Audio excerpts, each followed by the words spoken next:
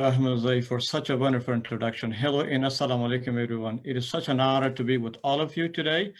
I'm very glad to moderate the first session of CASA Week's webinar series. Today's topic of discussion is South Central Asian Regional Economic Connectivity and Cooperation. Located at the heart of the Silk Road, Afghanistan has been a crossroads of commerce between Asian countries, connecting them to Europe and enhancing religious, cultural, and commercial contacts. Currently, Afghanistan is strategically an important country in the region of South and Central Asia, which has a large global market of more than 1.5 billion people with a very high demand for resources and trade. The region has the potential of regaining its past status and addressing the market demand, but the lack of region connectivity hinders the potential for economic growth. Connecting Central Asia to the large market of South Asia requires new policy choices at both ends. Connectivity between countries in the South and Central Asian corridor is vital, especially for Afghanistan's long-term economic growth and success. Efforts are underway to integrate Afghanistan economically within the region by encouraging increased trades, that is goods, services, data, and energy, and connectivity with its neighbors and competitiveness of micro, small, and medium enterprises, particularly those associated with export-oriented values. Today's distinguished panel of speakers will shed light on these issues and explain how Afghanistan can be a vital hub for regional connectivity and an impetus for economic growth and development for the region. Let me introduce our today's distinguished speakers. Dr. Lutfi Rahimi is the head of research at Biruni Institute and an assistant professor of economics at the University of Afghanistan. He holds a PhD and a master's in economics from the University of Exeter at the UK. He has over 5 years of experience in working with international institutions, including the World Bank, the Afghan government, and academia. His area of research interests at Biruni Institute include applied microeconomic analysis, tax policy, regional cooperation, and economic development. Our second speaker is Said Jafarli. Mr. Jafarli is an international independent consultant and researcher on international trade matters. Since 2017, he has worked with several international organizations, companies, and NGOs covering topics related to international trades, problems of Central Asia and Eastern countries, and Eastern European countries. Beside international trades, his research interests includes economic development for women, and of course, economic empowerment of women. Mr. Jafarli has also participated in several international conferences, workshops, trainings, and seminars as a speaker, moderator, and of course, as a presenter. At the moment, among other organizations, he's working as a consultant at the United Nations Economic and Social Commission for Asia and Pacific.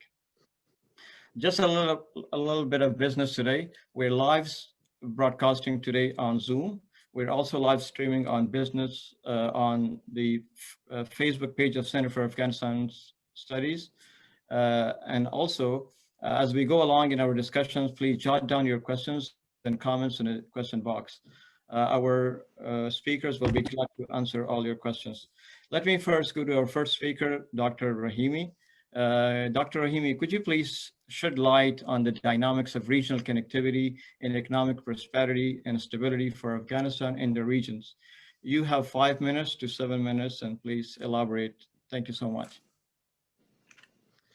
Thank you. Let me begin by thanking Center for Afghanistan Studies for doing holding such a great event and doing a great job in making sure to bring these issues, namely regional connectivity, to the spotlight. And it is indeed a very important issue. And Afghanistan, being almost a land bridge between the two sub-regions, can play a vital role in connecting and bringing the two sub-regions together and playing its part. While doing that, achieving some sort of stability and prosperity itself. So thank you for holding this event, and thank you for having me. Since you said the dynamics of regional connectivity and Afghanistan's place in the two sub-regions, I think it's important for me to start with some sort of historical background and context about the two sub-regions and Afghanistan. In a way, Afghanistan has a dual identity. You know, we're part of Central Asia as well as South Asia, and that makes its place a unique geographical location. So there were so the historical disconnect between these two sub-regions kind of starts with the demise of Silk Road. You know, the sea alternative routes that came about after the advent of Europeans into Central Asia and Far East and China, and then also with the rise of British Empire and the Soviet Union, the two regions became very, very disconnected, and Afghanistan almost became like a buffer zone between these two regions. All historical links and trade connectivities were kind of dismantled. So with the fall of Soviet Union, let's say from 1980s or 1990s onward, this discussion has gained momentum over the years that the two sub-regions should start to find its historical place and have adopted, so all governments, including China and Central Asian countries, have adopted all these new Silk Road-like policies to connect again, so to bring trade, joint investments, to gain more to access more markets. As you said in your introduction, over 1.5 billion people actually resides in these two sub-regions. The two sub-regions almost account for 2/3 of global population as well as world's GDP. So there is a lot to be gained economically. And since 1990s, this idea of connecting the two sub-regions, removing all the barriers and things that we would get into during this discussion today, these policies have started, and it's a very good step. It's a very good thing that these policies have started. There are challenges, of course, but before getting into those challenges, I would like to get into the role of Afghanistan being in the middle of those, and to cut to the chase of it being the shortest land route between the two sub-regions. And that is one of the most important comparative advantages that Afghanistan has as a country. It is the shortest land bridge between Central Asia and South Asia. And as we know, South Asia is the energy and resource deficient area versus Central Asian countries where they are rich in energy and gas and oil and electricity, namely. So to access all of those, Afghanistan becomes geopolitically very, very important in this region. And besides this point, I think there are other, so the philosophy of connectivity itself is of importance as well. So we shouldn't forget that. It is an economic-centric diplomacy, first of all. So it's an economic approach over a political approach, which is mutually beneficial for all stakeholders and parties in the region. It creates interdependencies, it creates trust, and it connects several stakeholders and actors between countries. So the government to governments, businesses to business, people to people. So this is a multi-stakeholder vision, this economic approach. For the case of Afghanistan specifically, it has a huge implication for its stability and security, and that is what we have been missing in the context of our country for decades now. Once you create these interdependencies, and once you create these mutual interests and tie them in, so suppose the Uzbekistan, Turkmenistan, Tajikistan, Pakistan, and India's, all of their interests are somehow tied in some sort of mega project or several mega projects that crosses the region.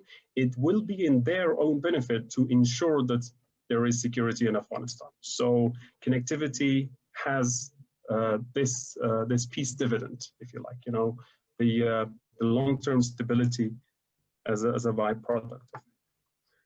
And I don't know if I still have more time, or do you want me to stop? So I have one more thing to say. So two dynamics that made this vision of connecting the two subregions very, very important, and gave rise to focus, basically to focus on several aspects of connectivity.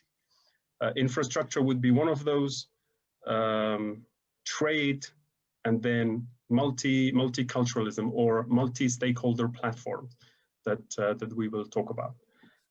You know, those platforms like these are regional platforms like Heart of Asia, CAREC, TAPI, and projects that comes out of these platforms. So with that historical context and importance, I think it's a very, very, as a long-term vision, when I say long-term, I'm talking over 50 years. It is one of the most important visions for Afghanistan, because we need to ensure that we make use of this comparative advantage that we have in the region, and we need to ensure to use it to achieve stability and prosperity. So as a long-term vision is absolutely vital and a very important vision to have, and then to basically build policies around that vision. Yeah, thank you very much, Dr. Rahimi. I think